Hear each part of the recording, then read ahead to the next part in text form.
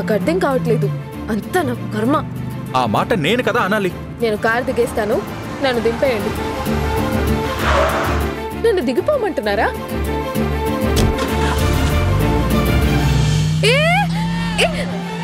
ఆగండి రాక్షసుడా!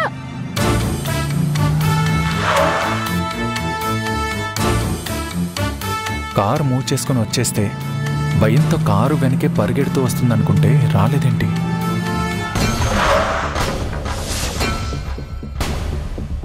Madhu,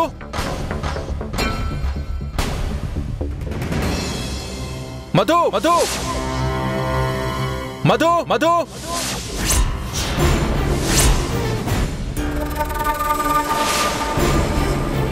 Madhu, Madhu, Madhu, Madhu, Madhu, Madhu, Madhu, Madhu, Madhu, Madhu, Madhu,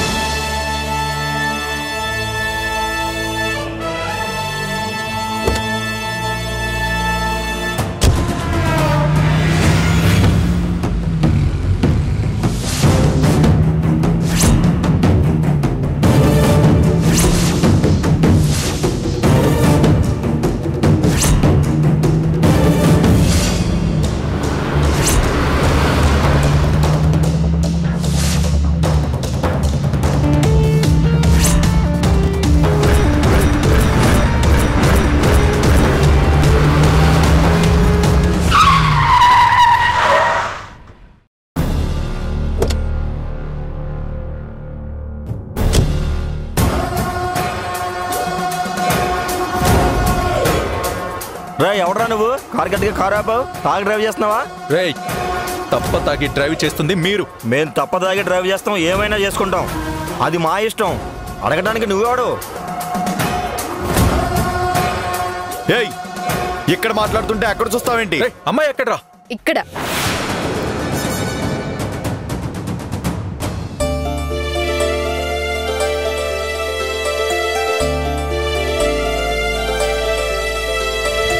sorry boss, ఏదో ఆలోచిస్తూ సడన్ బ్రేక్ వేశాను. సారీ అంటే సరిపోతుందా?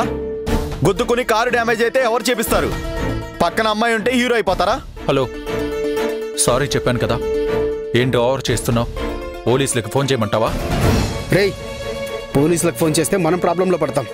వీడితో గొడవెందుకు? పదండ్రా వెళ్దాం. రండ్రా.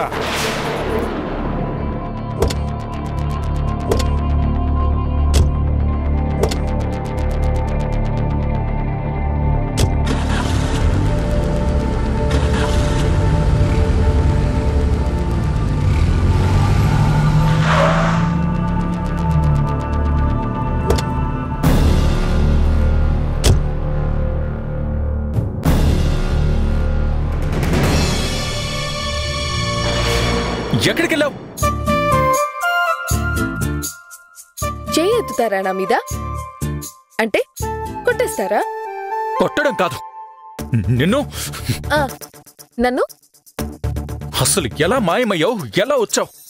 నేనే మాయమైపోలేదు, తమరే వదిలి వెళ్ళిపోయారు. తిరిగొచ్చి అంతా వెతికాను, అక్కడ నువ్వు కనపడలేదు. ఆ వెధవలు నిన్ను ఎక్కడెత్తుకెళ్లారు అనే టెన్షన్తో చస్తూ వచ్చి వాళ్ళ కారుకి అడ్డు పెట్టాను. ఇప్పుడిక్కడికి ఎలా వచ్చావు నువ్వు? తమరు నా కోసం అరుస్తూ వెతుకుతూ ఉంటే చాటు నుండి చూస్తూ మీ తిక్క కుదిర్చాలని మీకు తెలియకుండా కారెక్కి దక్కున్నాను. తింగర్దానా, ఎక్కు, కారెక్కు. నేనెక్కను. పిచ్చి పిచ్చి వేషాలు వేశావంటే ఈసారి నిజంగానే వదిలేసి వెళ్ళిపోతాను. వెళ్ళిపోండి. నేనేమైనా వెనక్కి రమ్మన్నానా? చూడు, నా దగ్గర వేషాలొద్దు, మర్యాదగా ఎక్కు, వెళ్దాం.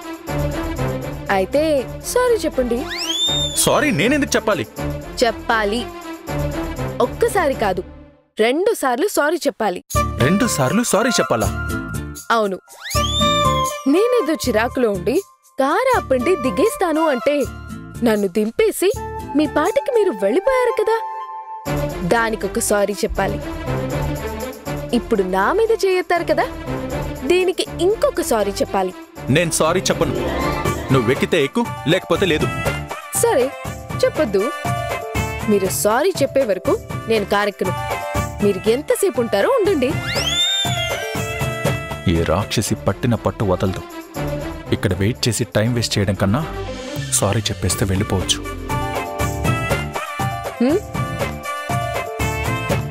సరే సారీ. రోడ్డుకి చెప్తున్నారా? రోడ్డుకి చెప్పడం ఏంటి? నీకే చెప్పాను. నాకు చెప్పడం అంటే నన్ను చూసి చెప్పాలి, రోడ్డును చూసి కాదు. పళ్ళు తర్వాత కొరుక్కోవచ్చు, ముందు సారీ చెప్పండి. సారీ. సారీలో నిజాయితీ కనిపించట్లేదు. సారీ అండి. ఇది మరీ డ్రామా అయిపోయింది. సారీ. రెండో సారీ కూడా చెప్పండి. సారీ అండి. కార్ ఎక్కండి. ఈసారికి క్షమించేస్తున్నా, పదండి. నా బతుకు, నాకు కూడా ఇలాంటి రోజు వస్తుంది అనుకోలేదు.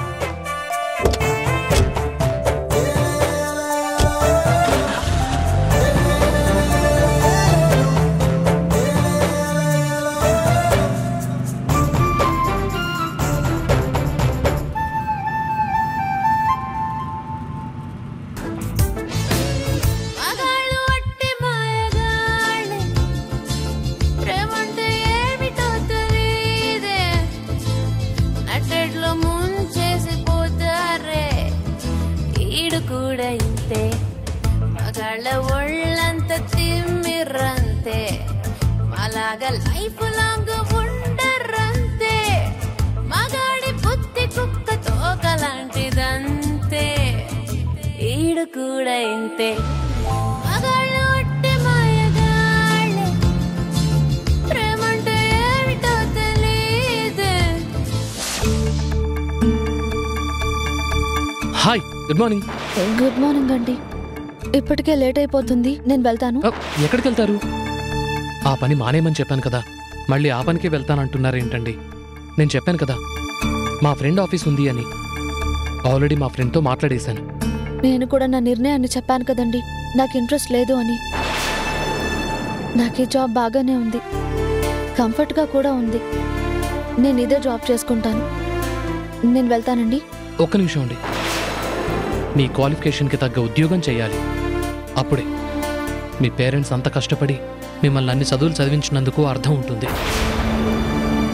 అందుకే చెప్తున్నాను, ఈ జాబ్ మానేసి మీ క్వాలిఫికేషన్కి తగ్గ జాబ్ చేయండి అని. అప్పుడు మీ గురించి వాళ్ళకి తెలిసినా బాధపడరు. కొంతకాలం ఇదే జాబ్ చేస్తాను. పరిస్థితులు సర్దుమణిగాక వేరే జాబ్కి ట్రై చేస్తాను. అప్పటి వరకు నన్ను ఇలా వదిలేయండి. నేను ఉద్యోగం చేయమంటోంది పరిస్థితులు సద్దుమనగడానికేనండి. మీరిలా చిన్న చిన్న ఉద్యోగాలు చేస్తూ ఉంటే పరిస్థితులు ఎప్పుడు సద్దుమణుగుతాయి? ఎలా సద్దుమణుగుతాయి? ఆఖరికి చిన్న చిన్న వాటి కోసం ఇబ్బంది పడుతూ మీరంత కష్టమైన పనులు చేస్తున్నారని ఇంకా మా వదినకు తెలియదు. మిమ్మల్ని చూసి కూడా చూడలేదు, ఇంకా మీరు నాకు కనిపించలేదని అబద్ధం చెప్పి వదినని మభ్యపెడుతున్నానండి. ఎందుకంటే మిమ్మల్ని చూశానని చెప్తే మీ గురించి తెలిసిన నిజాన్ని మా వదినకు చెప్పాలి. మీరేమో మా వదినకి మీ గురించి ఏం చెప్పొద్దని చెప్పారు. ఇప్పుడు మీ మాటను కాదని మా వదినకు నిజం చెప్పాను అంటే అది తప్పవుతుంది కదండి. మా వదిన సంతోషం కోసం మీ గురించి నిజం చెప్దామనుకున్నా కూడా మీ గురించి తెలిస్తే మా వదిన హర్ట్ అవుతుంది. అందుకే మిమ్మల్ని వేరే జాబ్ చేయమంటున్నాను. మీరు ఒక పెద్ద పొజిషన్లో ఉంటే మా వదినకు గాని మీ పేరెంట్స్ గాని మీరు ప్రేమించి పెళ్లి చేసుకున్నా మంచిగా ఉన్నారు అని పాజిటివ్ ఫీలింగ్ కలుగుతుంది కదండి. అందుకే చెప్తున్నాను, అర్థం చేసుకోండి. మీరు చెప్పేదంతా నాకు అర్థమవుతుంది, కానీ నా సిచ్యువేషన్ మీకు అర్థం కావట్లేదు. ఇంకా లేట్ అయితే ఈ జాబ్ కూడా పోతుంది. నేను వెళ్తానండి. పోతే ఇంకా మంచిదే కదండి. ఆల్రెడీ మీకోసం మంచి జాబ్ ఎదురు చూస్తోంది. నేను ఆల్రెడీ మా ఫ్రెండ్ కూడా చెప్పేశాను, ఈరోజు మిమ్మల్ని తీసుకుని రమ్మన్నాడు. ఇంక మీరేం ఆలోచించకుండా పదండి. వద్దండి. అయినా మనం చేస్తున్న పని మధ్యలో ఆపేయడం కూడా కరెక్ట్ కాదు కదండి. నాకు జాబ్ అవసరం అనగానే జాబ్ ఇచ్చి ఆదుకున్నారు. అలాంటి వాళ్ళని ఇలా వదిలేసి వెళ్ళడం కరెక్ట్ కాదండి. సరే, అయితే మీరు వర్క్కి వెళ్ళండి. ఈ వర్క్ అయిపోయాక ఈవినింగ్ మిమ్మల్ని పిక్ చేసుకుంటాను. మిమ్మల్ని ఆఫీస్కి తీసుకెళ్తాను. అయ్యో వద్దండి, నేను రాలేను. ఇంకా మీరేం చెప్పకండి. ఈరోజు సాయంత్రమే మీరు ఆ ఉద్యోగంలో జాయిన్ అవుతున్నారు. ఒక మంచి సందర్భం చూసి మీ గురించి మా వదినకు చెప్తాను. అప్పుడు మా వదిన మిమ్మల్ని కలుస్తుంది. అంతా సెట్ అయిపోతుంది. ఓకేనా అండి? అది కాదండి. అదంతా నాకు తెలియదు. మీరేం చెప్పినా నాకు వినిపించట్లేదు. నేను వెళ్ళిపోతున్నాను. సాయంత్రం 5ంటికి మీరు వస్తున్నారు, నేను తీసుకెళ్తున్నాను. మీరు ఆ జాబ్లో జాయిన్ అవుతున్నారు, అంతే. నవ్వవయ్య బాబు,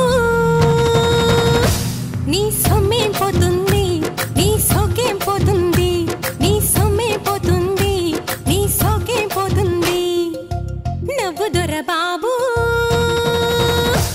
అరే నీకేమయ్యింది చిరు.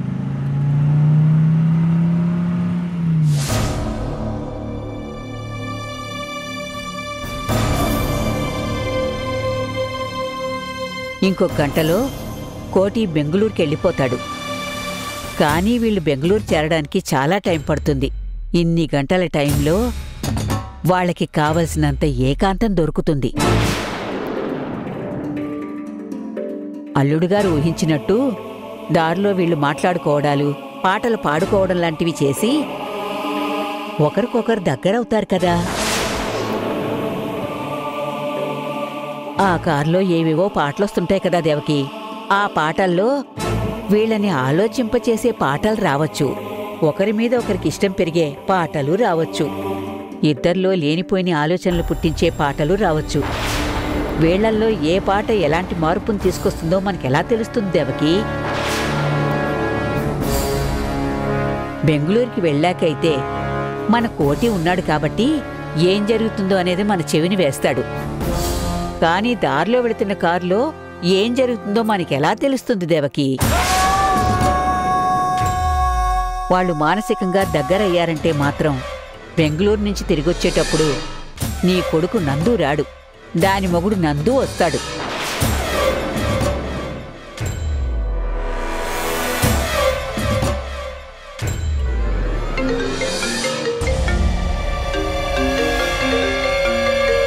ఇదిగో అమ్మ ఫోన్ చేస్తుంది. ఊరికే పిచ్చి వాగుడు వాక్కుండా సైలెంట్గా ఉండు.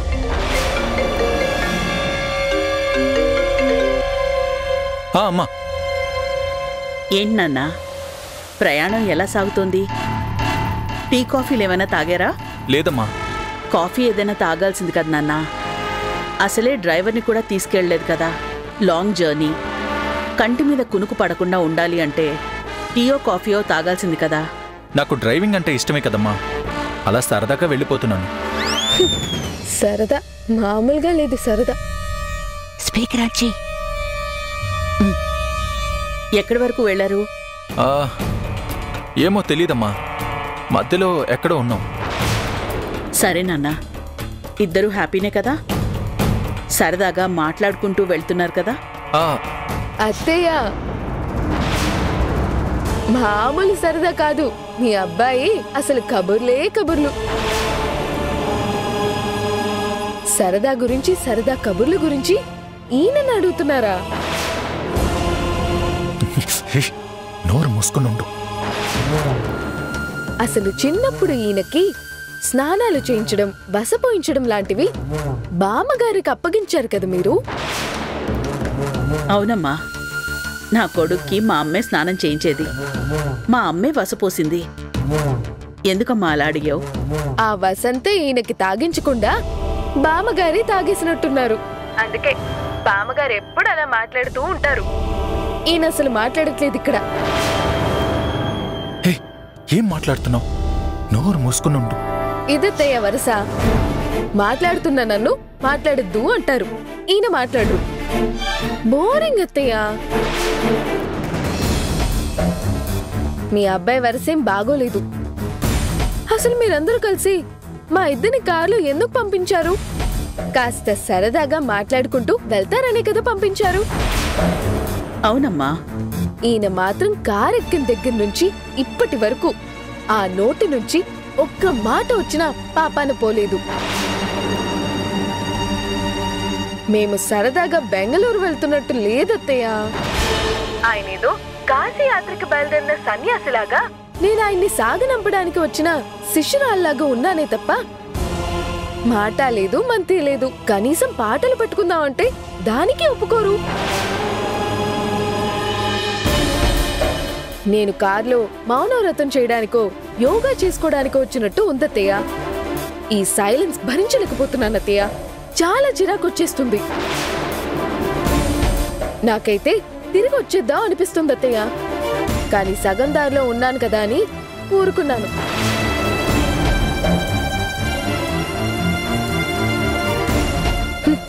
చూడండి అత్తయ్య, నన్ను కోపంగా చూస్తూ వాళ్ళు నూరుతున్నారు. మీ అబ్బాయికి మీరైనా చెప్పండి ఇదంతా కరెక్ట్ కాదని. నేను చెప్తానులేమ్మా. చెప్పండి అత్తయ్య. అదేంటి నాన్న? అదేం లేదమ్మా, అదంతా ఊరికే సరదాకి. సరదా ఏం లేదు. అసలు సరదా అనే పదానికి అర్థమే తెలియదు ఈయనకి. మీరేమైనా క్లాస్ ఇస్తారేమోనని అలా కవర్ చేస్తున్నారు, కానీ ఇందాక నన్ను తిట్టారు తెలుసా అత్తయ్య? అదేం లేదమ్మా, ఇవన్నీ నువ్వు నమ్మకు. అంటే నేను అబద్ధం చెప్తున్నానా? అదేంటి నాన్న, మీరిద్దరూ అరుచుకోకుండా సరదాగా మాట్లాడుకుంటూ వెళ్ళండి. జాగ్రత్త నాన్న. అలాగేనమ్మా. Bye bye. Bye Madhu. Bye అత్తయ్య. పోనీలే దేవకి, మనం అనుకున్నంత ప్రమాదం ఏమీ లేదు. ప్రమాదం లేదమ్మా, కానీ నువ్వు చెప్పిన మాటలు వింటుంటే నాకు భయం పుట్టింది.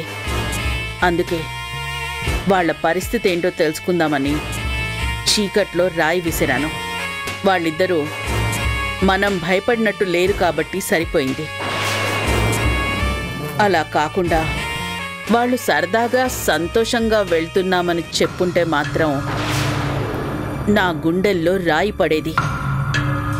కానీ ఆ పిల్ల నిజమే చెప్పింది. అసలే వాడికి ఈగో ఎక్కువ. ఆ ఈగో ఒక్కటి చాలు వాళ్ళు మనల్ని ప్రశాంతంగా ఉంచడానికి, వాళ్ళని ప్రశాంతతకు దూరంగా ఉంచడానికి.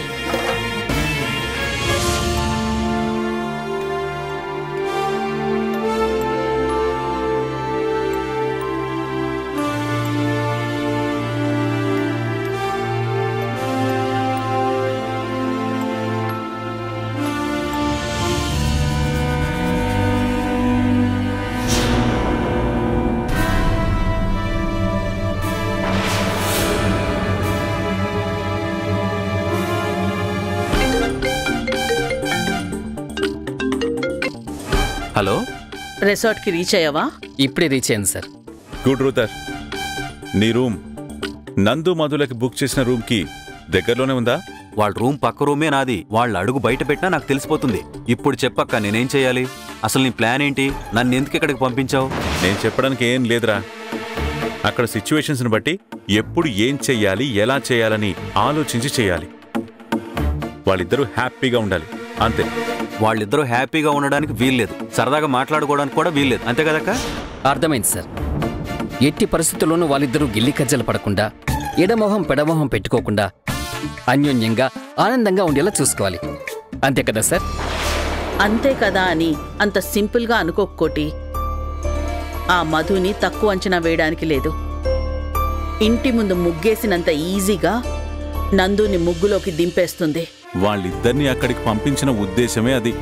ఇంట్లో వాళ్ళందరూ ఉంటే వాళ్ళు సరదాగా మాట్లాడుకోలేరు, ఒకరి కోసం ఒకరు టైం స్పెండ్ చేసుకోలేరు. అందుకే ఇంట్లో వాళ్ళందరినీ అవాయిడ్ చేసి వాళ్ళిద్దరిని మాత్రమే పంపించాను. ఎట్టి పరిస్థితుల్లోనూ వాళ్ళిద్దరి మధ్య ఉన్న దూరం చెరిగిపోవాలి రూతర్. దూరం చేయడం చాలా ఈజీ అక్క, నేను చూసుకుంటాను, నువ్వేం టెన్షన్ పడకు. నా టెన్షన్ అంతా నందు గురించేరా. మనమివ్వరం లేవన్న ధైర్యంతో వాడిష్టానికి బిహేవ్ చేస్తాడు, మధుని హర్ట్ చేస్తాడు. మధుని హర్ట్ చేసినా పర్లేదు, కానీ దాని హార్ట్లోకి వెళ్ళిపోతేనే కష్టం. అది జరగకుండా నువ్వే చూసుకోవాలి. నాకు వదిలేండి సార్. నువ్వేదో ఒకటి చేయగలవనే నమ్మకం నాకుందిరా. నీ బాస్ కాపురాన్ని చక్కదిద్దే బాధ్యత నీకు అప్పగిస్తున్నాను. నా చేతుల్లో పెట్టావు కదక్క, ఇంకా గుండెల మీద చేసుకుని పడుకో, మిగిలింది నేను చూసుకుంటాను. నీ బుర్ర తక్కువ చేష్టలతో ఎలా పడితే అలా చెయ్యకు. వాళ్ళు దగ్గరయ్యేలా చేశావనుకో, ఏం చేస్తానో తెలుసు కదా? తెలుసక్క. నా కొడుకు రోడ్డు మార్గాన వెళ్ళినా కూడా నీకు ఫ్లైట్ టికెట్ బుక్ చేసి రిసార్ట్లో రూమ్ బుక్ చేసి ముందుగా బెంగళూరు పంపించింది అక్కడ తాగేసి జల్సాలు చేయడానికి కాదు, గుర్తుంచుకో. ఒళ్ళు దగ్గర పెట్టుకుని వెళ్ళిన పని సరిగ్గా చేసుకుని తిరిగి రావాలని. ఈ 2 రోజులు తాగుడు గిగుడు లేకుండా బుద్ధిగా ఉండు. చిచి మందు మానేశానక్క. ఎవరికి చెప్తున్నావురా? నిన్న రాత్రి తాగిన మందు సీసాలు గదిలోనే వదిలేసెళ్ళావు, మర్చిపోయావా? అది నిన్న రాత్రి తాగానక్క, ఆ తర్వాత మానేశాను. ఈ రోజు నుండి మందుకు దూరంగా ఉంటాను. మధు నందులను దూరం చేస్తాను. సార్, నేను దగ్గరుండి మధు మేడంని మా బాస్ని దగ్గర చేస్తాను. ఇంట్లోంచి ఇద్దరుగా వచ్చారు, మళ్ళీ తిరిగి ఇంటికి వచ్చేటప్పుడు ఒక్కటిగా వస్తారు. రేయ్, నువ్వు దగ్గరున్నావని వాడికి తెలిస్తే నిన్నడ్డం పెట్టుకునే వాడు తప్పించుకుంటాడు. మధుకి దగ్గరవాడు. పక్కనే ఉండి అన్నీ తెలుసుకోవాలి. పక్కన నేనున్నట్టు వాళ్ళకి తెలియకూడదంటే ఎలా అక్క? ఎలా అనేది నువ్వే ఆలోచించు. కానీ నువ్వు అక్కడున్నట్టు మాత్రం వాళ్ళకి తెలియకూడదు. నీ ఐడెంటిటీ తెలియకుండా ఏదైనా చేసుకో, నువ్వు వచ్చావని మాత్రం తెలియకూడదు.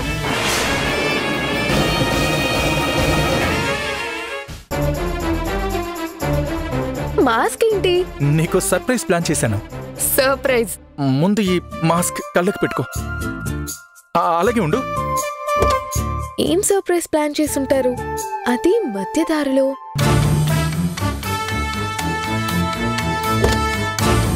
వచ్చారా?